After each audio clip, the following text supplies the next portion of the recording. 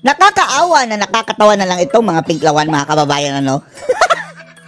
Pathetic. Masyado ng pathetic, mga kababayan. Dahil akalain nyo, sa kanilang obsesyon, mga kababayan, na talagang ipin down ang mga Duterte. At harangan! Oh, stop. Etong napipintong pagka-presidente ni VP Sara Duterte, mga kababayan, ay ngayon, pati si Vice Ganda, mga kababayan, kanila nang tinutulak para maging presidente. Wow, wawi! For the first time in history, mga kababayan, kapag nagkataon, magkaroon tayo ng presidente ng kabayo. Petrang kabayo. Ano ba? Ay, nako. Dahil sabi ng filmmaker na ito, mga kababayan, director ba ito? Basta filmmaker siya, mga kababayan, na sino nga ba to? Love Diaz. Oh, pa-love pa. Baka labrador.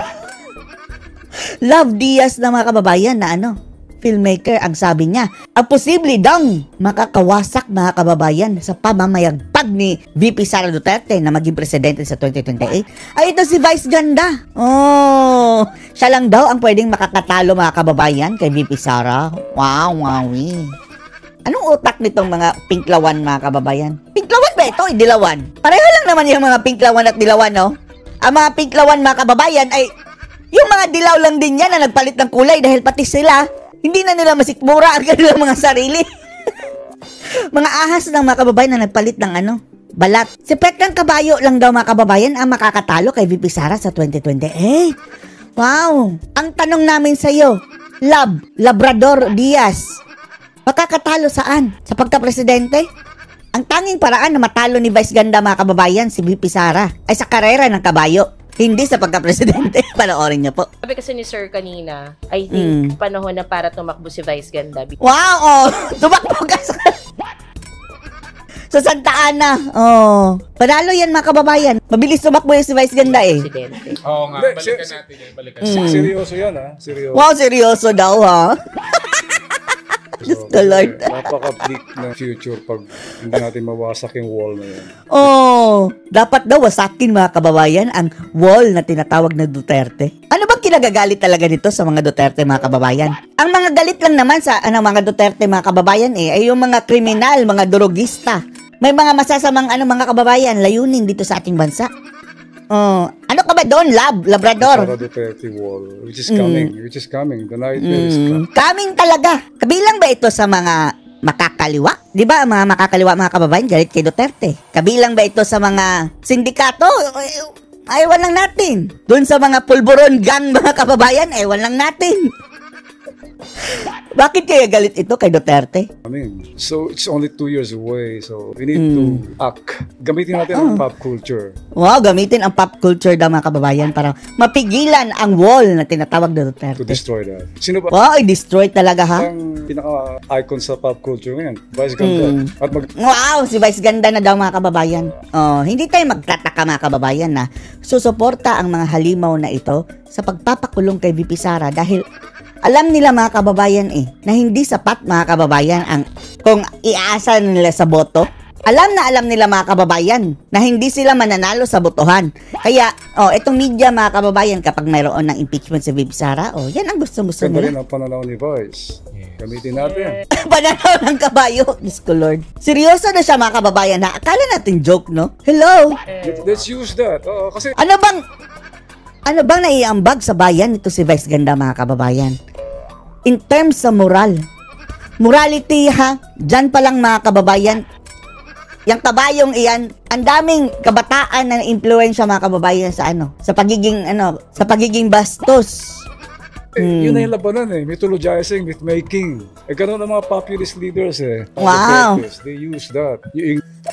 Ikumpara mo pa sa mga Duterte, si Vice Ganda, Diyos ko, Lord. Kahit pa siguro sa barangay, hindi yan mananalo. Yung masses, ginagamit nila. That's why it's so Sige, patakbuhin mo! Go ahead! Walang prejudice sa masses. Mahal natin ang masa. Kailangan natin silang educate lang. So, part of education. Wow, oo. Yan ang mga kababayan. Itong mga dilawan, mga pinklawan. Tayo, gusto nilang i-educate daw mga pro-Duterte, mga kababayan, na nalinlang daw kadigong. Hello! Sila na ang matalino. Tingnan nyo yung mga dilawan, mga pinklawan, mga kababayan. Kung makatingin yan sa mga pro-Duterte, parang mga hampas lupa, mga walang pinag-aralan. Sila lang ang magaling, mga kababayan. Gusto tayong i-educate daw nila. Ano bang natapos mo, Manong? Baka sampalin ka ng mga diploma ng mga Pro Duterte. I think then is put Vice Ganda there in the forefront. Sige, ilagay mo. Lagay mo.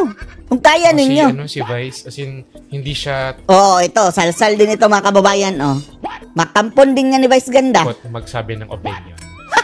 Hindi takot. Bastos nga Kung sino-sino mga kababayan, ipapahiya. Kaya mag-campaign na tayo na Sige, makampan na Vice kayo. Oo.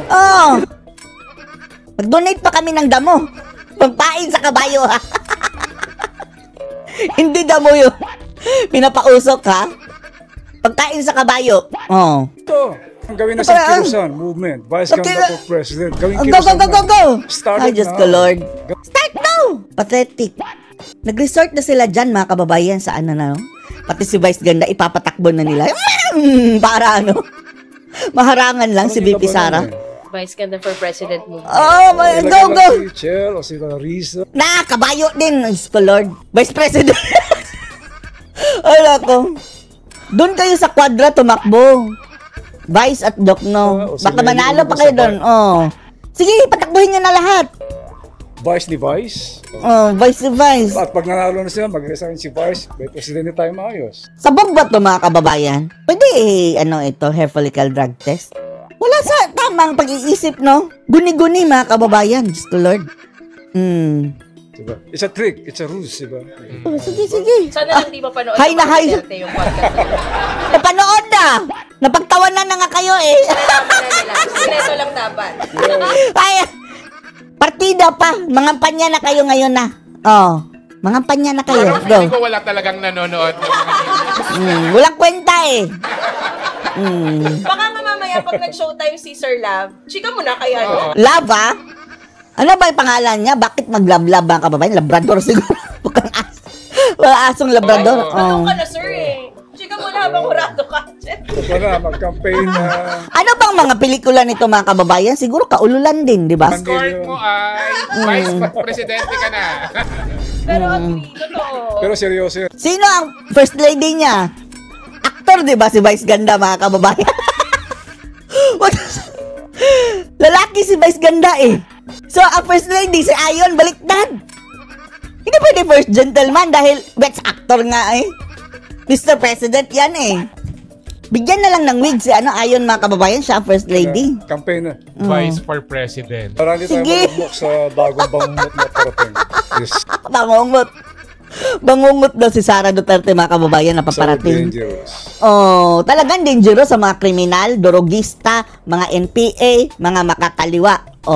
Asan ka dun? Baka isa dun sa mga choices mga kababayan. Dahil galit Kawawa ang bayan. Kawawa ang bayan, wow! Ngayon, hindi ka ginawawa. Kaliwat ka ng kawatan ngayon, mga kababayan. Wala silang imik. Nilunok nila, mga kababayan, ang galit nila sa mga Marcos dahil sa galit nila sa mga Duterte. Kasi talaga tayo yung Pilipinas, mga Pilipino, talaga, maano sa idolatry. So, Idolatry. Kung may idolatry sa Duterte, Oo. Tayo daw, mga kababayan, idolatry. Yung idolatry, yung ginagawa nyo sa mga artista. Yung ina-idol lang sila, mga kababayan, hindi naman sila, kundi kanilang role, mga kababayan, sa pelikula. Etong ating paghanga kay Tatay Digong, mga kababayan, is based sa kanyang pamumuno. Pinagtatanggol natin, mga kababayan, dahil siya lang ang ating huling pag-asa para pagandahin ng ating bansa, mga Duterte, mga kababayan. Dahil lahat, the rest of the politicians, basura. Idolatry, Ito na sila, idolatry lang daw, mga kababayan. Tatawagin pa tayong kulto. yung pagiging idol naman sa mga artista, baka yun nga yung sumugpo. Sige. Ilan nang ba idol ni Vice Ganda? Mga fans. Kaya hindi mo pwedeng baliwala. Kahit yung mga fans si Vice Ganda, mga kababayan, hindi yan boboto sa kanya. Kung kalaban niya si BP Sara. Ayun yung tribusyon ng pop culture. Agree. Wow. Ano ba ito, mga kababayan? Pwede na ba Mga? yung age nito? Sira na ba mga tuktok ng mga taong ito? Pwede na. So, sign campaign, signature campaign. Actually, Sige, mag-signature niyo! Pirma pa kami! Parang tamakba talaga yan si Vice. hindi pa. Wala pa Yung siya edad niya, na Mas masyadong bata pa. Pwede ko rin sa census, pag-uhin yung birth certificate. Tingnan nyo, mga kababayan, baguhin daw ang certificate na. Birth certificate. Ngayon pa lang, masama na ang mga ito. Mga pamamaraan, Diyos ko, Lord. Diba? Ganyang mga animal na mga kababayan, utak. Tapos, paborable sila, mga kababayan, dahil Friendship sila sa media. Sila ang media, mga kababayan. Kahit mga bugok, mga walang silbi, mga basura, itong mga mga kababayan, mga analysis nila. Oh, ang dali lang nilang ma-interview dyan. Baka na siya, paki-adjust mo po Kasi may suki si sir. Guni-guni talaga, no? Oh, adjust ng birth certificate para makatakbo si Vico Soto. Walang nakakalam na totoong edad kasi ni Vico. Paki-adjust na niya. Paki-adjust na itong taon. Ano masasabi mo, sir, sa nabalitaan mo ba yung binabato nila, nagpipikit sila sa labas ng compound ni Sara Diskaya? Tapos, inaano sila ng mga pulis. Tapos, yung ibang sentiments ng mga tao ay okay namang pakita ng galit, pero sana hindi ganyan ka-violent, hindi nagbabato ng hindi sinisira yung bahay ng Kung sino man. kung kanino. Dapat kitang balustos binato. Pagaling. Kay Marcos. Yung hot issue ngayon eh. Nasa tipping point na. Sobra-sobra na. Yung galit. Duda tayo, mga kababayan. Parte ito sa mga makakaliwa siguro, no? Di ba ganyang klaseng mga mga kababayan, mga Che Guevara na mga sombrero, di ba? Galit ng mga tao, sobra na. Yung desperation, grabe. Bakit hindi ka nagalit sa Marcos ngayon, Manong Labrador? Sara Duterte pa rin ang kanyang ikinagagalit, mga kababayan, Saka pumunta ngayon, desperate ang kaluluwa ng bayan for change. Sobra-sobra yung corruption, lahat. Tapos bakit si Sara? Si Sara ba presidente? Tapos may gana pa silang ipagmalaki yung mga pagnanakaw nila. Yung 40 cars na. You can do that. Tapos yung nagtatanong How about yung car si Tambaloslos? Yung bahay? din Planderer. Di ba? So, yung karahasan, meaningful siya kung may pinanggagalingan eh. Sige, manghikayat ka ng inciting to sedition ka. Agree. Ilagay mo sa antas na Agree din, Maka-agree lang, mga kababayan. pangkultural na panunuri. Okay lang yung galit. First quarter storm, 1896 na Philippine Revolution. Mga tipping points yan eh.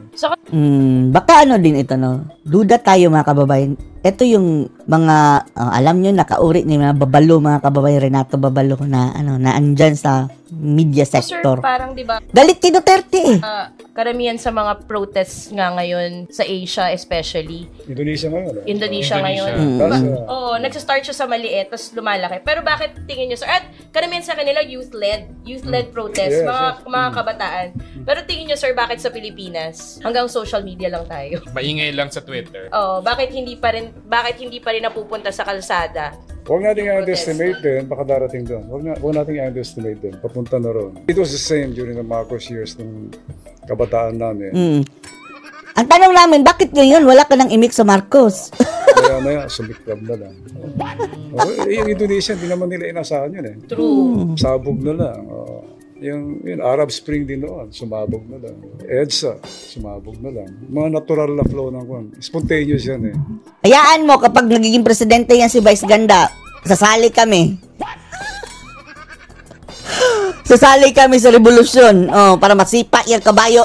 Kami naman ang sumipa sa kabayo. Lagi na lang kabayo ang naninipa, di ba? Yung pakiramdam naman, nagkakaisa eventually eh. Sasabog. Parang orgasm, di ba? Iyak! Uy, Diyos ko, Mang Kanor. Huwag kang bastos. Naka-broadcast ka.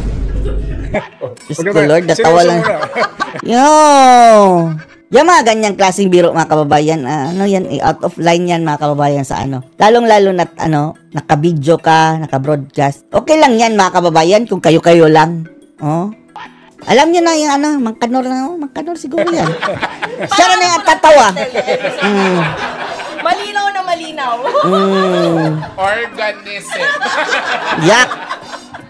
Galing pa talaga sa mga reject, mga itsura. Tipping points kasama yung orgasmo, di ba? Orgasmo ng galit. Shut up. Pwede mo iwan eh.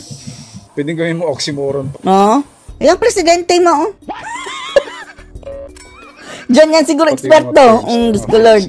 True. Fencing, di ba? Fencing, mga sports device, ganda, mga kababayan. Tapos yung niya, yung mga kama nila sa bahay, mga kababayan, doble. Anong tawag nga ba, mga kababayan? Kama na may andito sa baba. Double deck. meron lang isa talagang mitya eh. Arab Spring, may napatay na bata. Parang kailangan talaga may mag-trigger lang eh. Yes. Philippine Kayo, mga media, palibasa mga kababayan, hindi na naniniwala sa mainstream media yung mga tao, di ba? Revolution, na-discovery lang ng printer yung listahan ng mga katipuneros. Kanit, sumabog na. Yung Kasi- kay Erap, yung yung mga envelope. Envelope, ayaw buksan. Yes, true. Ngayon, Wala natin din. Lahat ng yun, mga kababayan, ano ang common? Wala pang social media. Etong mga rebelde, mga kababayan, hindi natin sinasabing sila, ha? Gusto nila ng chaos. Yan naman talaga ang gusto nila, eh. Command, divide, and conquer. iniisip ko ano eh. Kasi akala ko nung una yung AJK, pero hindi. Kasi very polarizing. Wow. 3% nga lang kayo, tapos mag-people power kayo laban kay dating Pangulong Digong. Tapos ito palang baha yung... Mangyayari rin yun. I think Magellan yung JK pa. Ay, mga siraulo itong mga dilaw, mga kababayan, no? Mag-umpisa sa premiere night kasi na sa SM Nonsense. Doon ang start. Doon ang start. From elitismo to... Pero yes. Kayo lang ang natawa. Huwag natin underestimate ang pananaw ng galaw ng Pilipino. Meron tayo nun. We can destroy things in an instant. Sige, destroy nyo. Eto mga kababayan, kapag maupo na si VP Sara, eto na naman ang maggugulo. Araw-araw ito sa mga kababayan, EDSA. Tapos, ang paborable lang nila mga kababayan, kakampi nila ang media. EDSA, Revolution. Mangyayari yan. Pero sir, bakit kaya natatagalan? Kasi yun mo naka-ano pa tayo, nakapag Sara Duterte pa tayo na bise. Ito mga dilaw, nakapag Sara Duterte patay ng bise. Hindi lang bise, magiging presidente pa yan. Umanda ka. Laudi. Asukal. Sobrang saya lang. Siguro ganun talaga tayo doon. Saya lang talaga natin. Kakamilk tea yan eh. Kakamilk tea natin. Sa asukal at saka... Kaya hindi kami nag-serve ng milk tea dito, sir. Ito mga kababayan ng mga anti-Duterte mga kababayan. Ipa-drug test mo sila lahat. Tingnan natin ipa-drug test mo sila. Ito mga galit sa mga Duterte, yung talagang galit na galit. 'Di ba? Halos siguro kalahati niyan mga kababayan positive.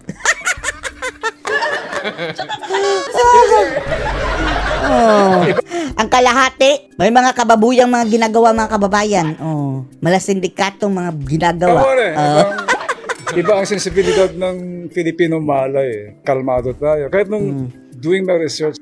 Research pa. Tapos, mga kababayan, mensahe niya sa mga sumusuporta sa mga Duterte.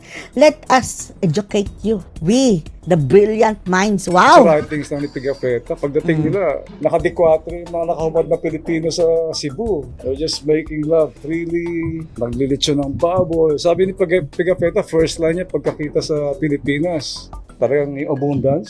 Sabi niya, sa nakikita ko, pwedeng walang ginagawa for 1,000 years sa mga malay na ito. They have everything. Ganon kaganda ng Pinas noon. And Guni-guni. we still have Guni-guni. that. Yan nagsasabi mga kababayan, maganda ang buhay noon. Guni-guni. Tabla lang tayo noon mga kababayan dahil bago pa lang nagyera. Magulo pa ang mundo. Lahat andun sa baba mga kababayan. Ngayon napag-iwanan na tayo. Pero at least mga kababayan, pabetter ang ating life. Napag-iiwanan na nga tayo mga kababayan sa ating mga karatig bansa dahil kurakot ang mga leader kurakot. Ancient na pananaw natin na, okay, pag nakawan nyo lang kami, sige lang. Kape, asukal, lechon. Ano ba pinagsasabi nitong mga gunggong na ito mga kababayan? We have that kind of thing. Yung ganun pagka... Walang mga silbing, walang kwentang pinag-uusapan. Pero aware tayo sa issue ng pagbabago ng change. Humanda na yung mga magnanakaw. Saka to be fair, Diyos ko Lord. Tapos gusto iupo si Vice Ganda. yung social media, ang laki nung naging epekto niya. Tapos walang imik kay Marcos mga kababayan ngayon. Ganyan yan sila dahil sa galit nila kay mga kababayan sa mga Duterte. Takot sila maibalik si Sara dahil tuluyan talagang mapupulbos itong mga rebelde mga kababayan. Yan talaga. Bahala na yung mga mag-iingay-ingay dyan sa kalye mga kababayan. Maging realista na lang sila, go. Aktivista, go. Pero itong mga armado talaga, Yan ang nangsasalot mga kababayan sa mga kanayunan. Uubusin yan ni Sara Duterte. Humanda kayo. Dun sa pag-siwalat ng mga nepo babies. Yes. Tapos na ano na nga yung sa flood control. Totoo. Parang kung hindi mahiya yung mga magulang, saan na kami? Diba? Kasi kung hindi mahiya yung mga magulang, pag sinaktan mo yung mga Sige, pahiyaan nyo. Go! anak nila, doon sila, Bakit hindi nyo sinali pahiya ang anak ni Tambaloslos at ni Marcos? yun namang idama yung mga anak ko. Hindi nila alam yung pagnanakaw ko. Quiet lang to, akala nila Hypocrites, no? Galing sa marangal Yes. So, huwag natin i-underestimate ang kamalayan natin. We can destroy all these monsters. Ang monster nila mga kababayan, si Sara. You will destroy yourselves. Kayo ang sisira sa inyong sarili. Ganito mga ugali mga kababayan. All we have to do is just wait. Later on mga kababayan, sila lang din ang magsisiraan yan. Kaya nating wasakin lahat yan. Unawain din natin at igalang yung sensibilidad natin. Wow! Gusto ka i-lifestyle check ka at saka i-background check? Kung ano ang association mo, Manong Labrador, Lab. We cannot just force people to go in the streets. Hindi. Baka nga may merit yun, sir, yung matagal nagtiis, kaya pag nagalit, sobrang During the laki. Marcos years, di ba? 24 Ulitin nyo! years si Marcos bago tayo. Bakit hindi kayo lumabas? Filipino. Unahan nyo! Yeah, almost 400. Ayaw nila mga kababayan dahil kapag masipa si BBM, si Sara ang papalit. Ito? Galit with reservation. With reservation. Para sa kanila mga kababayan, di baling ang bangag. Di baling Marcos. Wag lang mga Duterte. Gatago na lang against the Spanish, di ba? Galaw na! Tagal. Relax lang, nakadekwato lang sila. 100 years. grabe, wag naman umabot sa ganun. Kung makatawa din tong animal na yun. Oh my God. Pero at least, umiiksi naman ang umiiksi. Tignan natin. Interesting. Nakaka-excite. Interesting. Exciting part. Pag dumating tayo. Kaya ang lalim ng kamalayang Pilipino dahil dyan. Hindi dahil hindi tayo Sambayan ng Pilipino na naman. Awareness na malalim. Ganda na. Parang lasing ito, no? So I think yung sagot dun sa tanong ay kung paano siya magiging proud. Take your Lasing time. ka ba, Labrador? Totoo yan. Take your time lang. I know people, mga kaibigan ko na ang gagaling nila pero tapusin mo na yung kanta mo. Bukas na tol. Okay na. Hanggang 15 years later, natapos mo na yung kanta. Nasa refrain pala ako tol eh. Hintay mo. Pero kapag may deadline, Ano sinat mo, Manong? Lasing ka ba? wala talagang kailangan gawin. Oo, totoo. Panagutin ang mga tiwali. Yan Panagutin. ang panawagan ng ilang progresibong grupong lumahok sa protesta laban sa korupsyon sa EDSA People Power Movement ngayong araw. Ang Agenda Weekend Report, hatid ni Just Ignacio. Yan mga kababayan, no? Gusto naman nating, sumali dyan sa mga rally-rally. Kaso nga lang, andyan ang mga makakaliwa mga kababayan eh. Baka mapagkamalan mga kababayan, nakasali tayo doon. Diyos ko Lord. Sana mayroong differentiator. Itong mga salot mga kababayan na ginagawa ng hanap buhay yung pagrarally. Tapos, etong mga legitimate talaga na taong bayan. Ganyan, nagdadala ng komunista man yan na mga kababayan, flag, di ba? Yung mga pula na mayroong mga ganyang mga markings. Init ng panahon ang sigaw ng ilang progresibong grupo dito sa ikinasang kilos protesta laban sa korupsyon. Dito yan sa EDSA People Power Monument ngayong araw ng Sabado, September 13. Dapat may mass arrest na mangyayari. Ang raming nalaglag, ang raming nadawit. Baka naman sa katapusan yan, sige, arestan nyo. Makulong. Halatang pineke-peke lang. Gusto namin, accountability. Ito ang tahasang Mas arrest? Sige, arestuhin nyo. sinabi ni Simon Lim, Secretary General ng Grupong Kalayaan kontra Korupsyon, nang tanungin hinggil sa kanyang pangunahing panawagan sa Hoy, kayo ha. Kayong mga makakaliwa ha. Okay lang naman kung maging realista mga kababayan. Hanggang dyan lang ha. Huwag kayong umabot sa punto na mamundok, hahawak ng baril. Madali na yan silang mga kababayan i-recruit mga kababayan dahil andyan na ang prerequisite mga kababayan para maging NPA. Hanggang dyan lang, okay lang. Mag-ingay kayo na mag-ingay. Huwag lang kayong humawak ng baril. at mangsalot mga kababayan. Dahil kapag hawak na yan ng baril, magiging, wala na yan. Tuta na yan sila mga kababayan. And then, gagamitin na lang siyang mga goons. Dahil nang huhut-hut mga kababayan doon sa mga negosyante. Ikinasang kilos protesta. Sa mga nayon-nayon, yan ang problema. Kaya hindi umaangat yung mga mga kababayan sa mga provinces na infested ng mga NPA. Hinuhut-hutan. Ngayong araw, Extortion. naisaan niyang tanggalin na sa pamahalaan ang umano'y bumababoy sa Si Kongreso Diskaya, at Senado. Wala man lang ni Tambalos-los. Dahil silaan niya ang humahatak pababa sa Pilipinas. Kaugnay pa rin ito sa nagpapatuloy na pag-ugong ng mga sinasabing maanomalyang flood control Ugong na mga gunggong. kung saan bilyong-bilyong halaga ng pondo ang inaano din lang naman ng baha. Nag-iwan din ng habilin si Lim para kay Pangulong Bongbong Marcos Jr. Anong habilin mo? Bilang isang spectator lang. Hindi nila siguro makuha ang mga kababayan, manawagan na resign dahil si Sara ang ipapalit kalaban nila. Isang tao lang. Paganda yung may Pilipinas, ipatuloy. Ay, Diyos ko Lord, kung yan lang man ang mo, hiling mo, walang kwenta.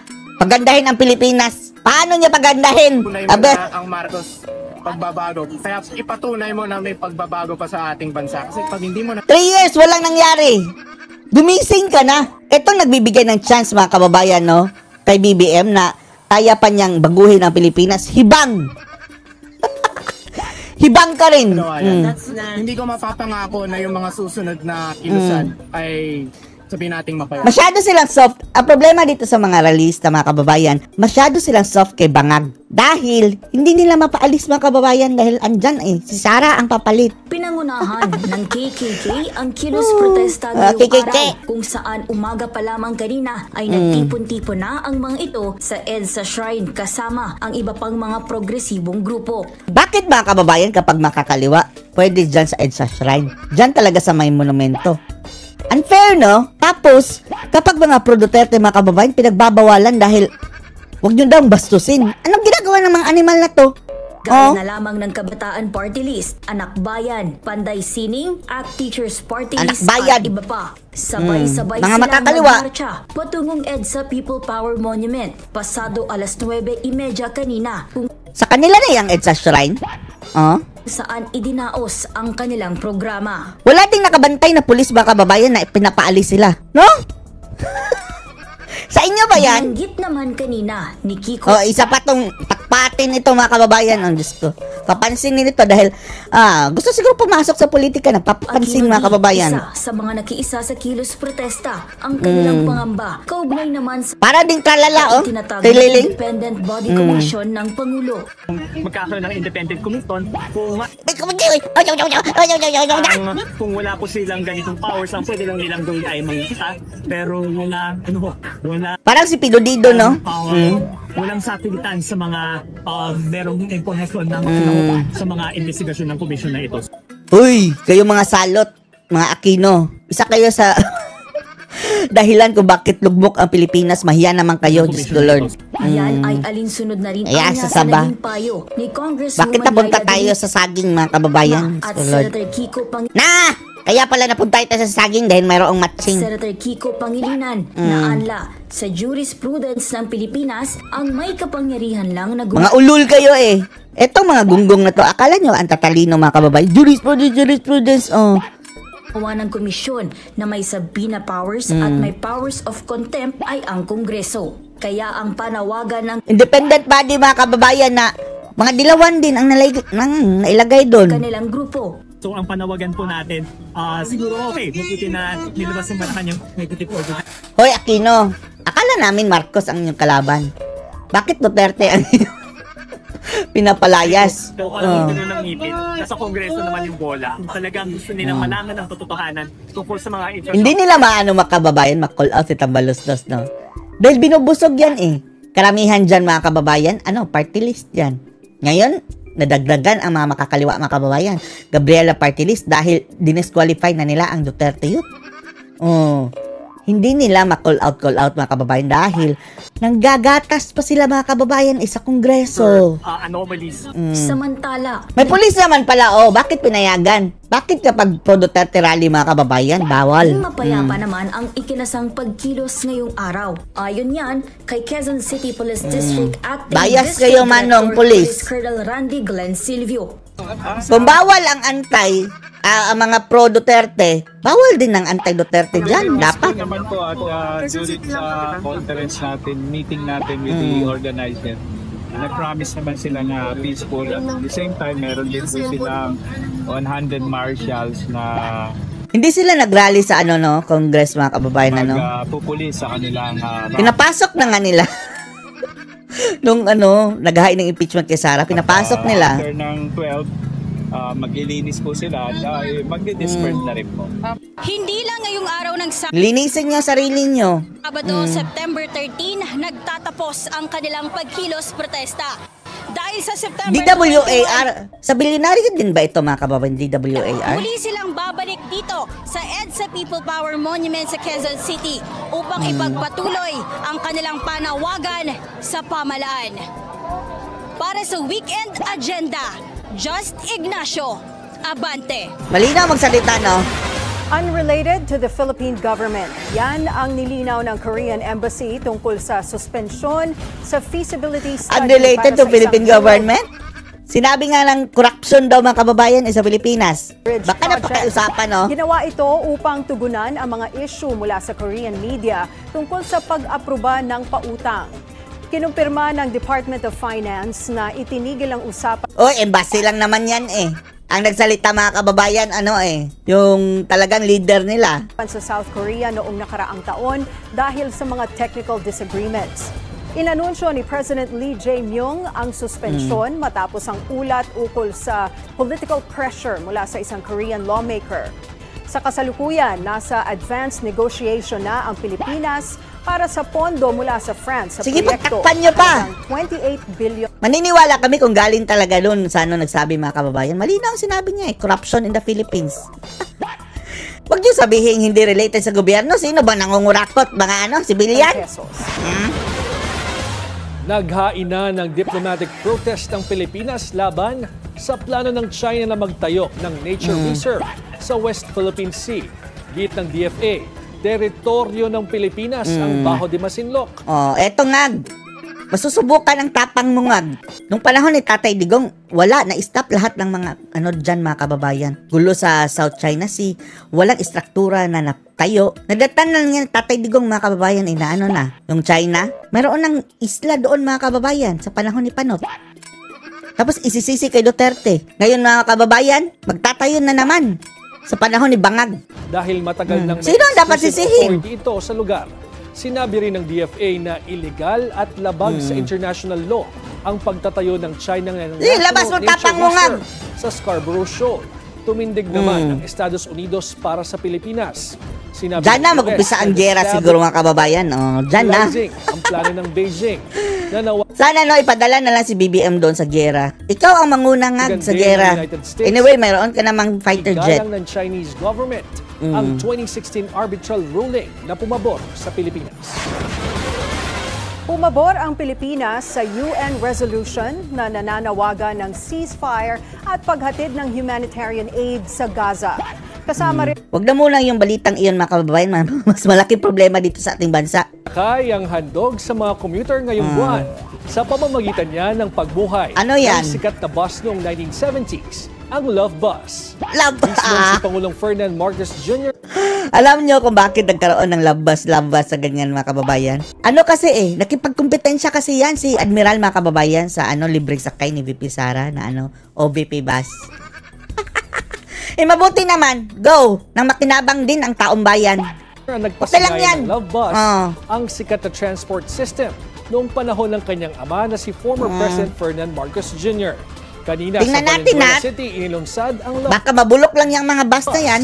Kasama ng Pangulo si First Lady Liza Araneta Marcos, anak na sina Vinny at Simon at ilang mga cabinet officials.